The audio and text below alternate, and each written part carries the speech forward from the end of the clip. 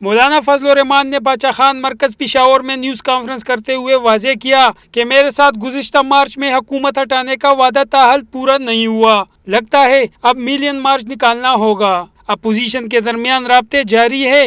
یہ روش اگر ترک کر دی جائے اور بڑی وضاحت کے ساتھ اور یکسوئی کے ساتھ ہم حزب اختلاف کریں اور اختلاف رائے کریں، تحریک چلائیں، تو یکسوئی کے ساتھ ہی ہم قوم کا اعتماد حاصل کر سکیں گے۔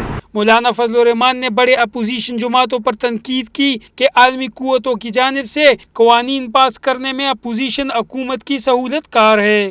ہمارے قوم کے ووٹ کو چوری کر کے لائے اور ہم پر انہوں نے مسلط کیا، اور اس ایجنڈے کے لیے لائے ہیں جو ایجنڈا آج FATF کے تحت شرائط کے تحت قانون سازی کی صورت میں ہم دیکھ رہے ہیں۔ تو اس حوالے سے ہمارا ایک گلہ شکوہ اپنی جگہ پر ہے کہ بڑی جماعتوں کو جو ہمارے اپوزیشن کے ہیں ان کو اس میں سہولت کاری نہیں کرنی چاہیے تھی۔ اس موقع پر عوامی نیشنل پارٹی کے رہنما میاں افتخار حسین نے اثر نو انتخابات کا مطالبہ بھی کر دیا۔ کیمرہ مین تنویر اقبال کے ساتھ محمد اسرار، ڈان نیوز، پشاور۔